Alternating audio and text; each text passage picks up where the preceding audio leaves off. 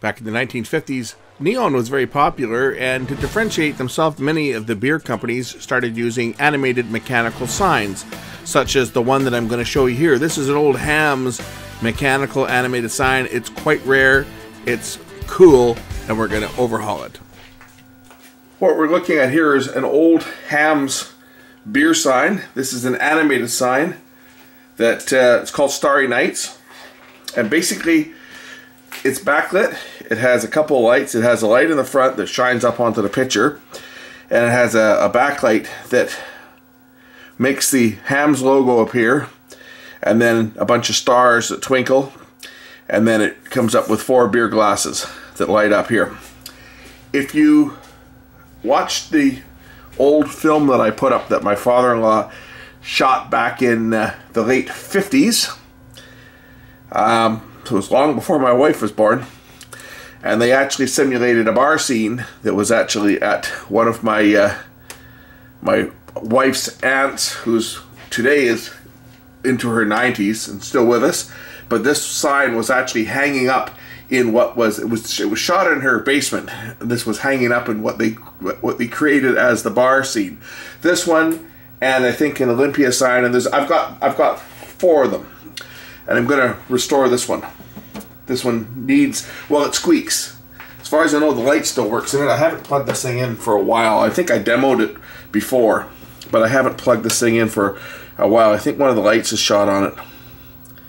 Anyway, there's one of the lights on. Yeah, this light is burned out at the front here.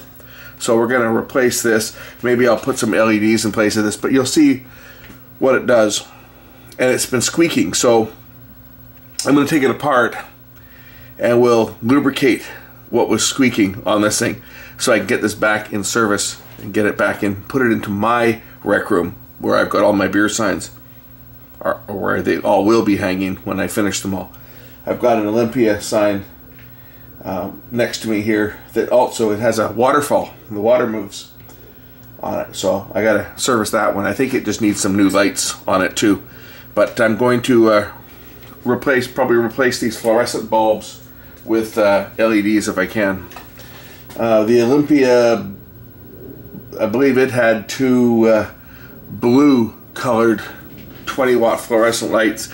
Good luck finding blue fluorescents, but I should be able to find some blue LEDs that will do the job quite nicely, I think. So I think that one will go with LEDs, and I may put LEDs in behind this one too, just to update it, make it brighter. As you can see, there's a lot of light here in the studio. If I kill some of the lights in here, you'll see the effect a little better. Right, there's the beer glasses. But this is very rare. There's not too many of these ones still kicking around. This looks 3-dimensional because, of course, the way it's designed, the way it's built, you've got this railing in front, so the light source is in behind, so you get a real, well, you get a 3-dimensional effect because, in effect, this is 3-dimensional. The light shining on the side of the chimney, for example, here lights this up, so it looks pretty cool when the lights are working properly.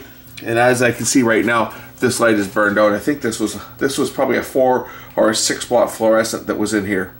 And I think at one time I actually changed it out because the original one burned out, and I changed it to a different one. I think I put a 4-watt in instead of a 6. But since it's burned out again, and we're gonna get this working. Anyway, I'm gonna get this thing apart, and we can take a look at the mechanism on this thing and see how this thing works. It's actually quite simple. It's just like an electric motor that's turning a plate that slides back and forth that has the appropriate cutouts on it to make the effect work.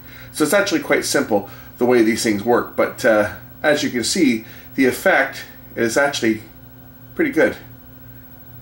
And this picture, the way it's painted on here, I think this is probably a painting as opposed to a photo. But the way that this picture is set up, just with the way they've done the shading with the lighter colored leaves here in the foreground, it really makes this look like a 3-dimensional picture. When it's lit properly, it almost looks 3-dimensional. The painting here, it's really well done, and that's why I want to get this piece restored. And no, if anybody's asking, I've already had several people, when they saw the other video, ask if it's for sale. No, it's not.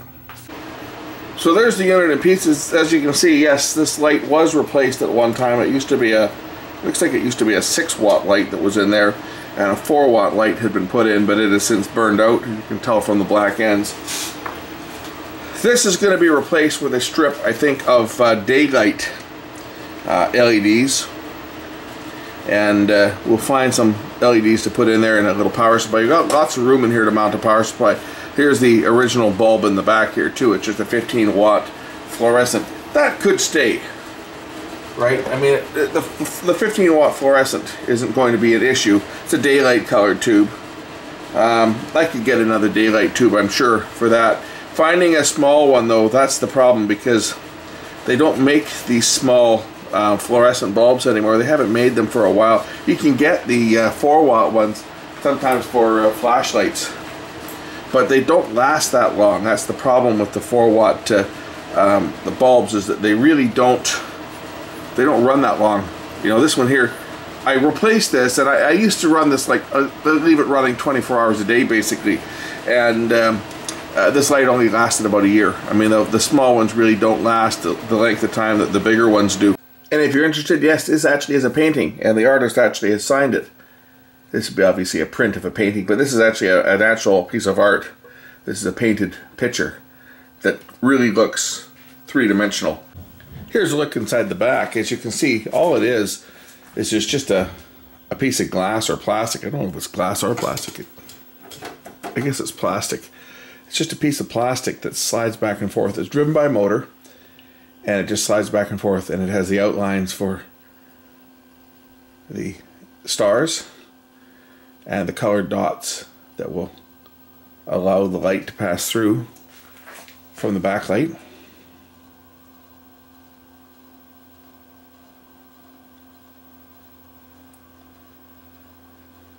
So here's the unit with the back off of it. As you can see, it actually has 2 ballasts in here. This one's for a 6-watt lamp, and this one's for a 6-watt lamp. And this one's for a 14, 15, or 20-watt lamp. So this is a standard ballast. And that's probably why when I replaced the lamp, I couldn't get a 6-watt, so I replaced it years ago and I put a 4-watt in, but I didn't actually tear it down here to see if it had just a single ballast or whether it was for a 4, 6, or 8. Let's just see whether I can get at the crankshaft down here. If you can see it, see what I'm getting at? There's a crankshaft right down here that moves. And I don't know if I can separate this. I might be able to separate this from the rest of it by removing a couple screws here. The squeaking I heard wasn't a constant squeaking.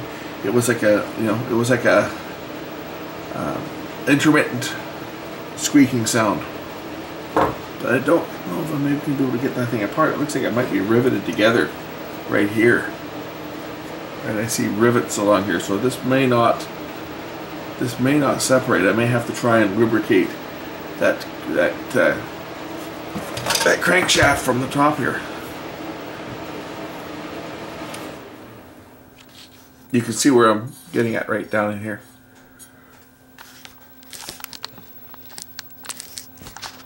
That's where I'm thinking that the squeaking might be coming from. Let's turn it on here.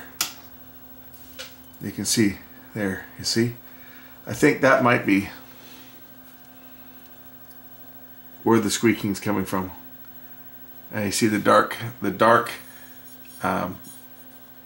bands that are drifting through the picture. That's because the camera shutter has increased, and it's actually catching the strobing effect of the fluorescent tube that's on here. Because the fluorescent tube will strobe at 60 hertz, right, or 120 hertz. So the electronic shutter on the camera is actually freezing that, and you can see it. But that might be where it's squeaking, is right this piece right here. So we're going to oil this one. See if I can get some lubricant in there to stop it from making any noise. It's not, of course, it's not going to do it now that I've got it apart, right? It's not going to make a sound, but it could either be that, or it could actually be the plastic sheet here, where it's rubbing up against these little supports here. It could be right here too. So it probably wouldn't hurt to, put some grease or something on here at at this point. Oh, that one there. It was probably this one here I'm looking at. You guys can't see it, but there's right in here there was some like almost a dust that was coming off here from plastic to plastic contact. So maybe we'll just I'll put some Molykote or something on here that'll protect that from making contact and squeaking. And we'll put some oil into this, or some lubricant of some type into this. I don't want to put oil because it's plastic, and oil could attack the plastic, right? Okay, so I've got some LEDs. These are 6,000 Kelvin super cold daylight type colored lights. I've got 2 meters of them here because I'm going to also restore my Olympia sign, I think, with LEDs. It used 220 watt fluorescence. I think a couple strips of this will probably do well in that sign as well, so I got some extra. But this one here should use about 2 feet. We're going to put a strip along the front and a strip in place of the fluorescent tube to light this unit up. And we're going to power this up with a little switching inverter. So I've got some double-sided tape. We're just going to put a piece of double-sided tape on the back of this transformer. And I'm just going to put it into this void in the back here. And then we'll wire it to the switch. I'm going to disconnect, obviously, the other adapters, the transformers that were for the fluorescent bulbs. I'll leave everything and I'm not going to remove them, but I'll just disconnect them. So we'll put the transformer in the back here, and as you can see, that's going to sit in there very nicely. If I press that down, it should stick quite nicely in the back here. Just got to find a place to stick it. Right there. There we go. And now I can bring the power cord around. So what I'm going to do is I'm just bending this metal bracket down here so that I can bring, because this goes through the back of the cabinet. You know, so there's tape been wrapped on here so that it doesn't get damaged. So I'm going to do the same thing here. I'm going to bring the wire through here, but I'm just going to wrap some tape on there to protect it so that it doesn't get cut.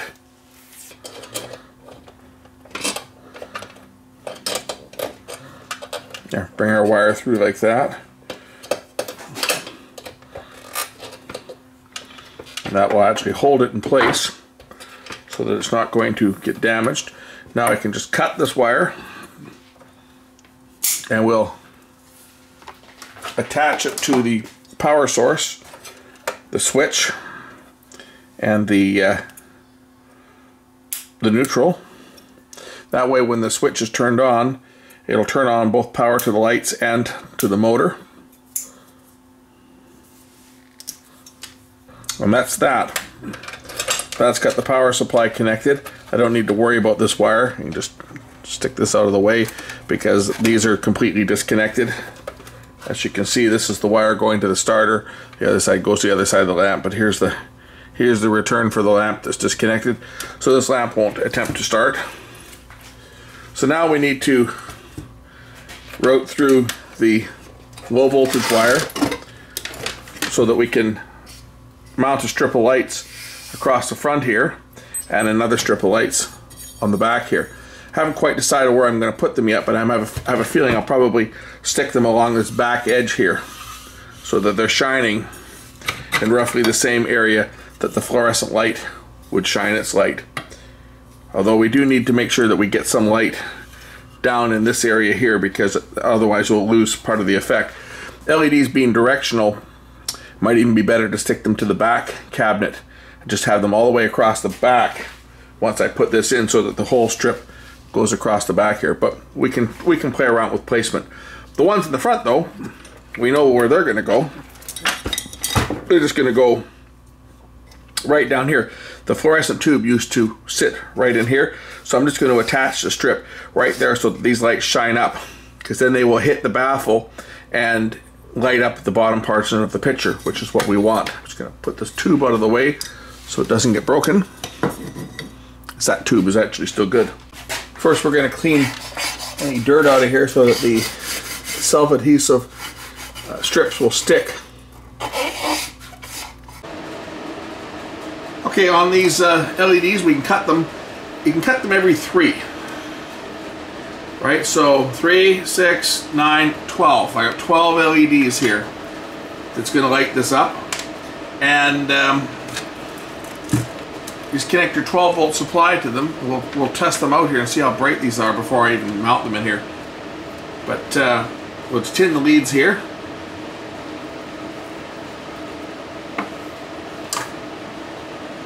See if we want to see how bright these are. They're bright. And I think they will probably do a good job of lighting up. I don't want to put them like this because that'll throw too much light. But I'm thinking if I mount them either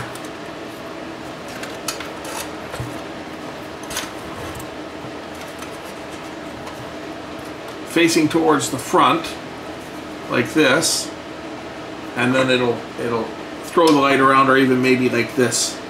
Maybe like that would be a good place to mount them. And that should throw a fair bit of light, I would think. Just from refraction, it'll throw a fair bit of light up. Or even if I mounted them up here on the closer to the top, but face them forward.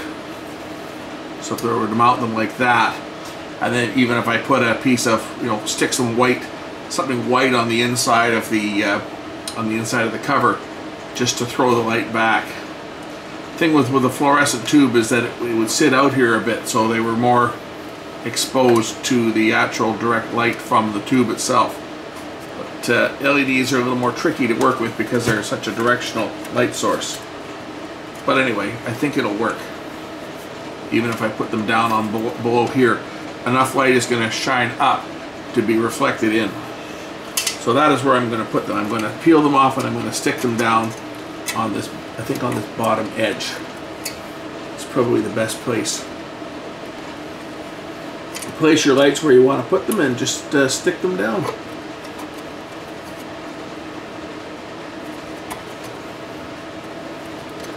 Just like that. And now when the cover's on here, you can see the effect already. I think it's going to look great when it's done. Probably to here, I'm thinking. That'll be enough. The next one down is too long, so we'll cut it here. Cut it on that strip. These LEDs, you always cut them on the pads where it says to cut them. So now I've just created an 18-inch strip. We'll put them right about like that, I think. It's probably the best place to put these ones. So I want to remove one of the fluorescent light holder sockets. We'll just stuff it down in the base here. This is just so that I can open up an access point where I can bring the wires up for the power. And then we'll get our light strip. Our positive and negative wires soldered down.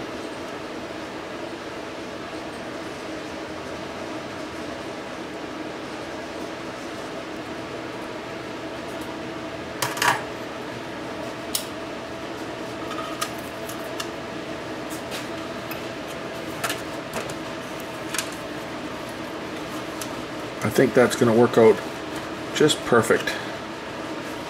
Just like that.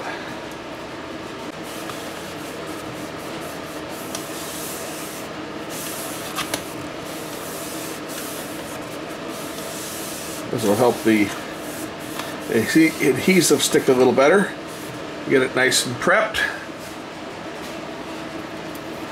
Peel the adhesive back off, and then just take the LED strip and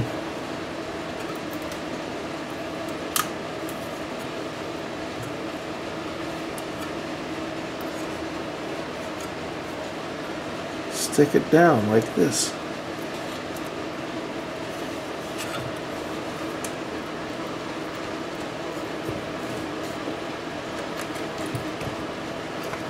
And then I'm going to take a piece of tape and I'm going to put some tape around here just so that there's no possibility of short circuit and we'll tape down the end of it.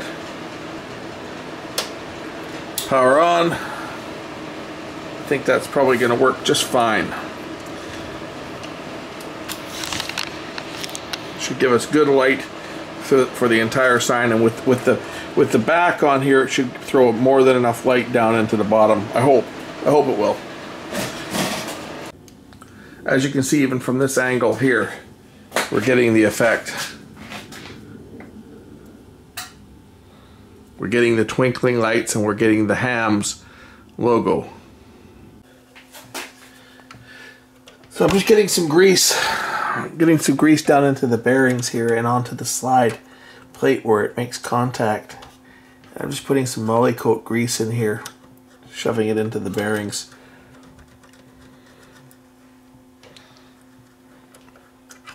That will attempt to keep this thing from squeaking, because what it would do is it would make a squeaking sound every rotation.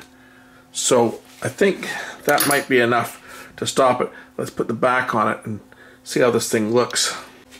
So I've grabbed the back cover.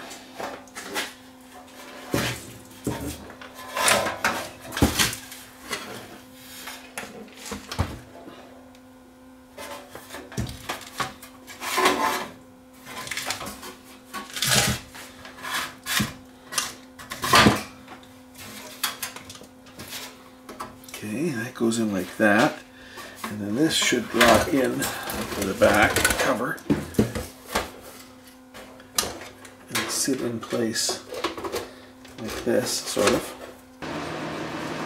You notice all the tape marks on here. It's because this thing's been held together with tape for so many years. It's in this condition when I got it. It has been, I guess, serviced many times over the years, because this thing goes back to the 1950s, right?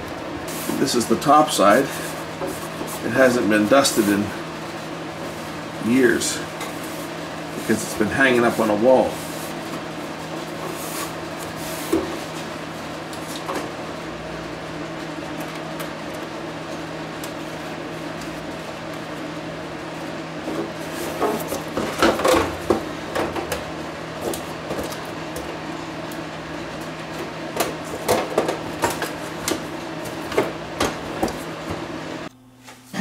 So here's how it looks in subdued light.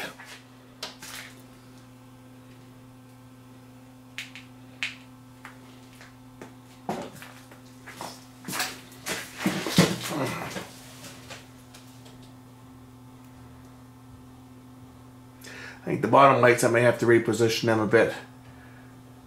I'm getting just a little bit of reflection that I don't recall the fluorescent doing.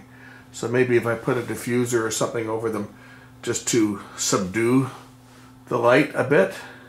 Okay, that's how it's supposed to look. I made a little diffuser out of a piece of paper to take the harshness out of the light so that the sky is dark and our lake has light on it. And this gives this picture a real three-dimensional look when you're looking at it. It looks like you're looking out from over a railing in a balcony. And that is about as authentic as I remember this looking. If I turn it slightly, you'll see I haven't even pushed it all the way together yet. But the light lights up the side of the building, or supposedly the side of the building.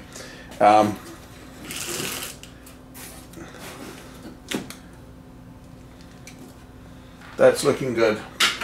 I have to put it together. It's not all the way together yet. I haven't snapped it all the way together. Once I get it all together, it should. There, that's a bit better. I put the screws back in it, but I've got it looking as good as it's looked in years. There it is. This is my rare Hamm's sign. No, it's not for sale. I showed this off once before I did any work on it, when it just had some fresh fluorescent lights put in it.